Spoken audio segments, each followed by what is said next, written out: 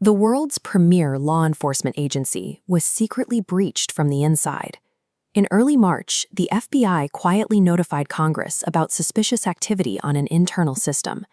They officially designated the intrusion a major incident under the Federal Information Security Modernization Act, or FISMA.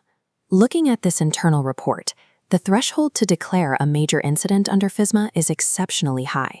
As Cynthia Kaiser, a former FBI Cyber Division director, notes here, only a few agencies reach this level in any given year. Hitting that specific statutory threshold indicates a severe breach. The intrusion presents an acute, demonstrable risk to the United States' national security. The FBI did not publicly name the attacker in their initial report, but closed-door intelligence assessments point directly to Chinese state-sponsored hackers. The scale of the threat triggered an immediate interagency response, pulling in officials from the White House, the National Security Agency, and the Cybersecurity and Infrastructure Security Agency for emergency briefings. Curious, this level of government-wide alarm raises a specific question. What exact data could hackers pull from an FBI system to warrant such a massive, synchronized panic? The concern centered on the specific internal tools the hackers could now reach, and what those tools process every single day.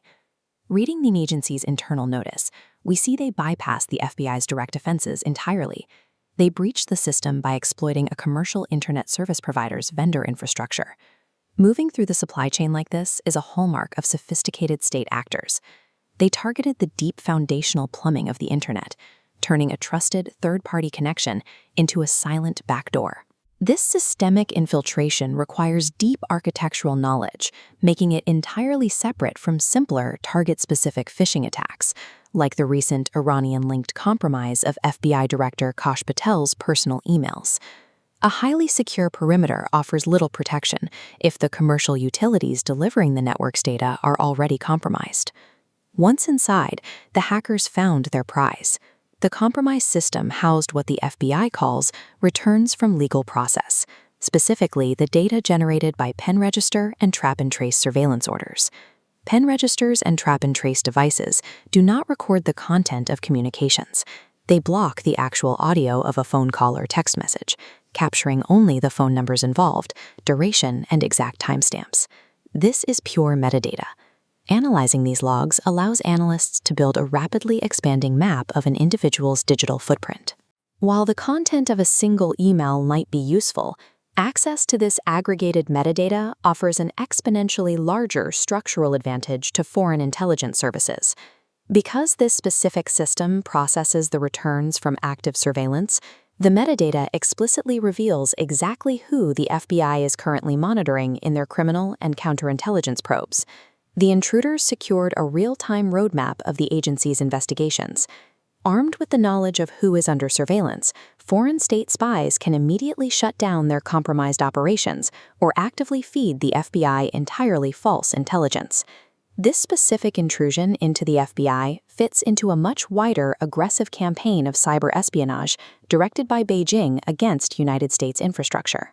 A highly organized Chinese hacking group, labeled Salt Typhoon by security researchers, has spent months systematically breaching some of the country's largest telecommunications providers. Looking closely at this security dispatch on Salt Typhoon, we see the true scale of their access.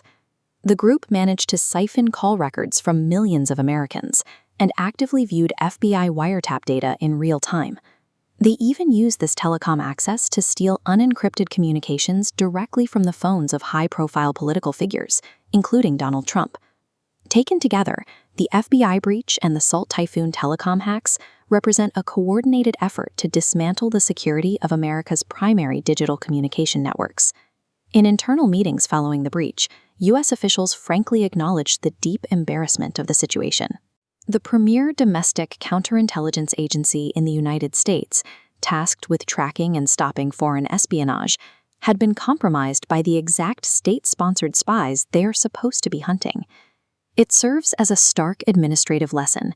Adversaries operating at this level of sophistication will automatically find and ruthlessly exploit any unpatched vulnerability or architectural weakness in a network. The dynamics of global espionage have reorganized.